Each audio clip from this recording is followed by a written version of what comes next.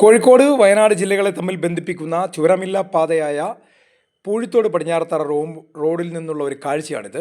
മനോഹരമായ കാഴ്ച. ബാണാസുര സാഗർ ഡാമിലെ വെള്ളം കെട്ടി നിൽക്കുന്ന പ്രദേശം, മനോഹരമായ പ്രകൃതി ഭംഗിയുള്ള ഒരു ഭൂപ്രദേശം, 3 മലനിരകൾക്കിടയിലൂടെയുള്ള ഒരു റോഡാണ് ഈ കാണുന്ന. ഇപ്പോൾ കലക്ടറും പ്രിയങ്ക ഗാന്ധിയും ഒക്കെ സന്ദർശനം നടത്തുകയാണ്.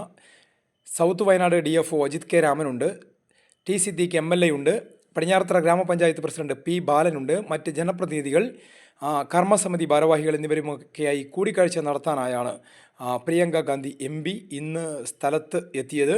ഏതായാലും വളരെ പ്രതീക്ഷയോടെയാണ് എല്ലാവരും ഉള്ളത്. കാരണം DFOയിൽ നിന്നും കലക്ടറിൽ നിന്നും ജനപ്രതിനിധികളിൽ നിന്നുമെല്ലാം കാര്യങ്ങൾ ചോദിച്ചറിഞ്ഞു. അതിനുശേഷം ഉദ്യോഗസ്ഥരുമായി ചർച്ച നടത്തിയ ശേഷം കർമ്മസമിതി ഭാരവാഹികളെ കണ്ടു, തദ്ദേശീയരായ ആളുകളെ കണ്ടു, പ്രദേശത്ത് മുൻപുണ്ടായിരുന്ന താമസക്കാരെ കണ്ടു പ്രിയങ്ക ഗാന്ധി. ഏതായാലും റോഡ് 29 കിലോമീറ്റർ റോഡാണുള്ളത്. GPS സർവേ ഇന്നലെ പൂർത്തിയായിരുന്നു.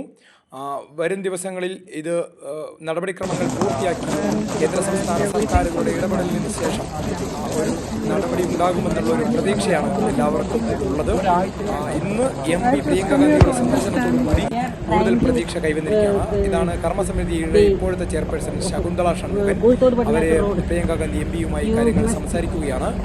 3 വർഷമായി സമരത്തിലായിരുന്നു കർമ്മസമിതി. അതിനു മുൻപ് ഒട്ടനേകം കർമ്മസമിതികൾ ഉണ്ടായിരുന്നു. പിന്നീട് ഇപ്പോൾ ശകുന്തള ഷൺമുഖൻ്റെ നേതൃത്വത്തിലുള്ള ഒരു കർമ്മസമിതിയാണ് 3 വർഷമായി പ്രവർത്തിച്ചുകൊണ്ടിരിക്കുന്നത്.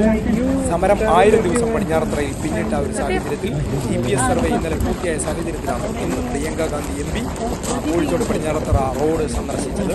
പ്രദേശവാസികൾക്ക് മാത്രമല്ല, വയനാടൻ ജനതയ്ക്കും കോഴിക്കോടിലെ ജനങ്ങൾക്കുമെല്ലാം വലിയ പ്രതീക്ഷയാണ് ഈ പ്രിയങ്ക ഗാന്ധി MPയുടെ സന്ദർശനത്തിലും അതുപോലെ സർവേ നടപടികൾ പൂർത്തിയായതിലും ഉള്ളത്. ഏതായാലും അനുകൂലമായ ഒരു സാഹചര്യം വന്നു ചേർന്നിരിക്കുന്നു. രാഷ്ട്രീയ സമ്മർദ്ദങ്ങൾ കൊണ്ട് സംസ്ഥാന കേന്ദ്ര സർക്കാരുകൾ ഇക്കാര്യത്തിൽ ഫലപ്രദമായി ഇടപെടും. എന്തായാലും ചുരമില്ലാ പാത യാഥാർത്ഥ്യമാകുമെന്ന പ്രതീക്ഷയാണുള്ളത്. ചുരത്തിലെ ഗതാഗതക്കുരുക്ക് പരിഹരിക്കുന്നതിനും ചരക്ക് ഗതാഗതം സുഗമമായി കൊണ്ടുപോകുന്നതിനും ടൂറിസ്റ്റുകളെ കൂടുതലായി ആകർഷിക്കുന്നതിനും എളുപ്പത്തിലുള്ള യാത്രാമാർഗത്തിനുമൊക്കെ ഉപകാരപ്രദമാകുന്നതാണ് കോഴിക്കോട് പടിഞ്ഞാറത്തറ റോഡ്. ആ റോഡിലാണ് സന്ദർശനം നടത്തുന്നത്. നാട്ടുകാരൊക്കെ നേരത്തെ തന്നെ MPയെ കാത്തു നിൽക്കുന്ന കാഴ്ച.